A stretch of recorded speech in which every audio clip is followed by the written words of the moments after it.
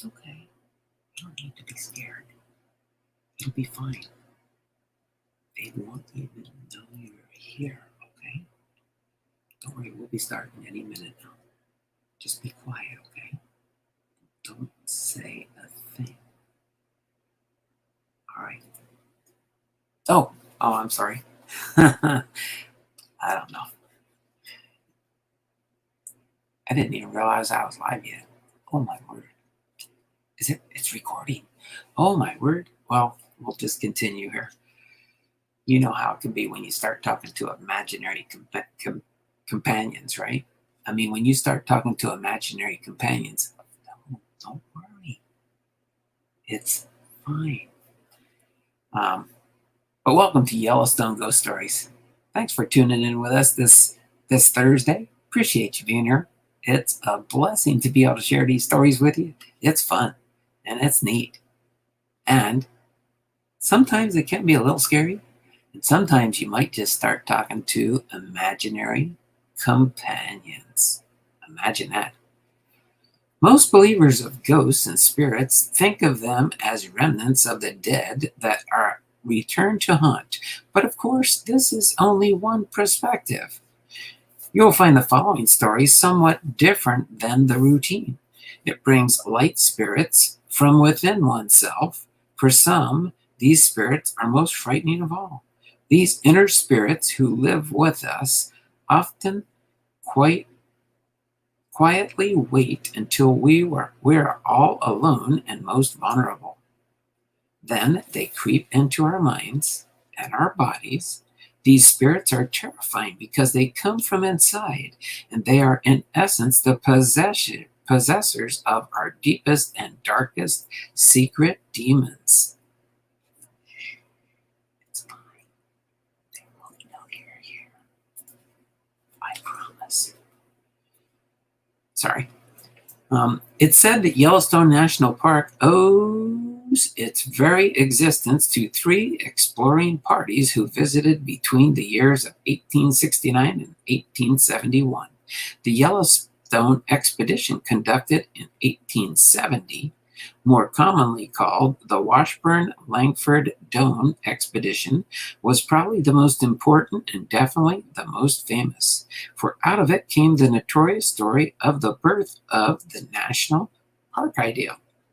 It was said at the near end of their trip, as the members sat around the campfire at the junction of Firehole and Madison Rivers, they envisioned the area as a national park for the benefit and enjoyment of all people.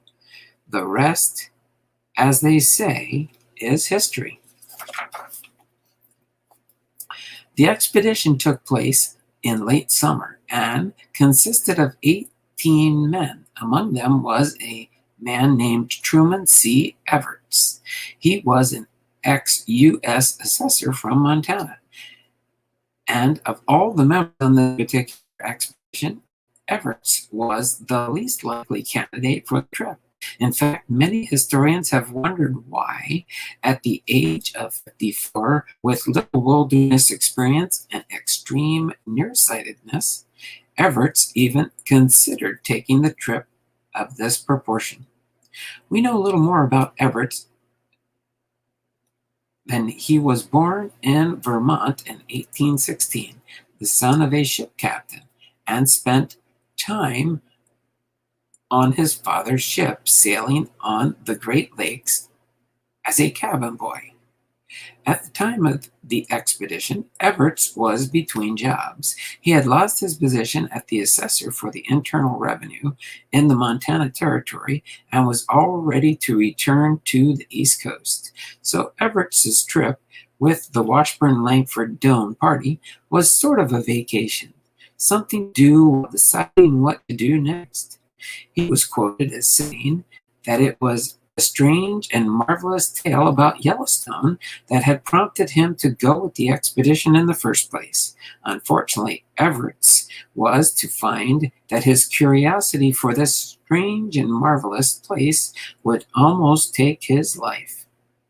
The expedition began on August the 17th, and for Everts, it seemed doomed from the start.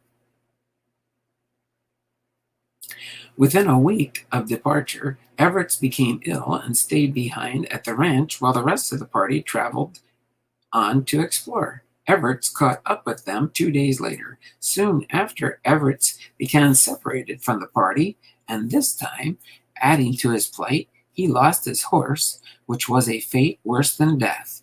Without a horse, he had no survival gear, no bedroll, weapon, food, or even the means to make a fire. Everett decided to travel in the direction he thought would allow the rest of the group to find him, if they were looking. But because of his lack of experience, he traveled in the wrong direction. After days of walking in the wilderness, he feared he might never be found. Everett was worn out and on the brink of starvation. His wandering led him to a small lake, but he had no way of catching a fish to eat. One night he was treed by a mountain lion. The cold temperature and his hunger and fear grew worse. As the week passed, he grew weaker and his mental state became more impaired. Then, imaginary companions started to haunt him. Everett called the companions impressions of insanity and said he was constantly aware of traveling in a dreamland. Or was it a nightmare? He felt that he possessed a duality of being. He talked to different beings which he felt came from within himself. They constantly reminded him of his condition and fed his imagination with erratic notions, the most extravagant character. Don't worry, it won't take that long. We'll get you some food. I don't think you'll starve to death. Everett said he seemed to remain perfectly conscious of the morbid influences and did at times try to shake them, but he found that they often returned with reinforcement. One evening, he imagined the blazing eyes of a formidable forest monster spying on him from the dense thicket.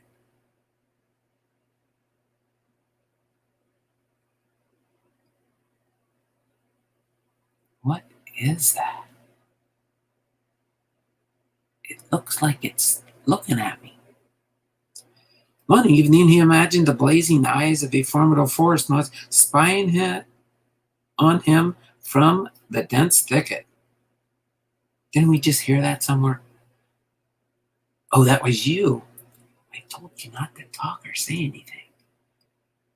Real or not, Everett said he prepared at any moment for the monster to make its deadly leap and devour him completely. Later, while trying to decide whether to search for an escape over the mountains or return to the Yellowstone River and follow it out, Everett said he had strange hallucinations. Friends and readers of his story referred to his condition as insanity.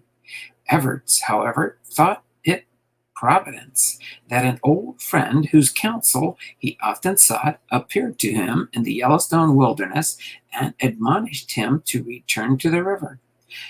Everett recounts his story that his imaginary companion's advice to go back immediately as rapidly as his strength would permit. The apparition explained that there was no food in the mountains and trying to scale the rocks was sheer madness. Everett at first resisted. He felt that the Yellowstone River was too far, but the apparition convinced him that his life depended on his turning around and traveling as fast and as far as possible. Once Everett decided to do so, his imaginary friend stayed close by his side all the next day and was always ready with words of encouragement.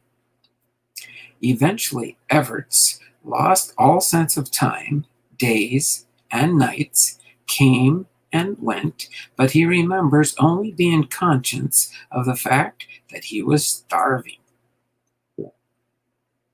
Yet he felt no hunger. At night, Everett had wonderful dreams of grand restaurants, ones he remembered in New York and Washington.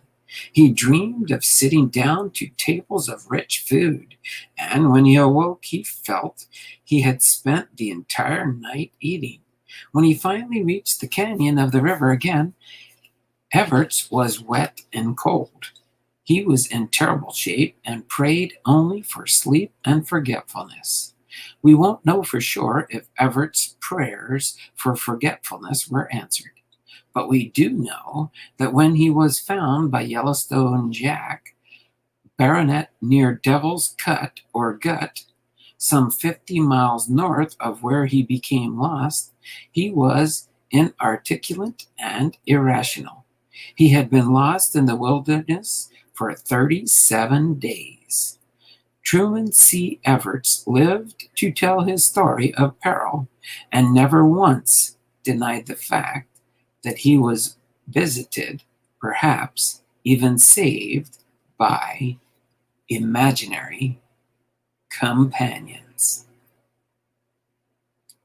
Yes, I think the story's done now. Oh, you ready to go home?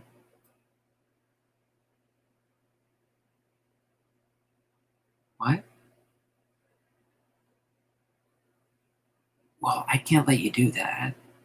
It might scare them if you come up here and go and talk to them. You're not really there. You're not really there. You're so small I can barely see you.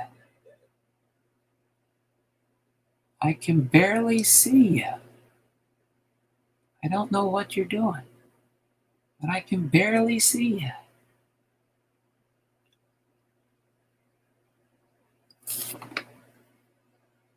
Bye. Don't leave me.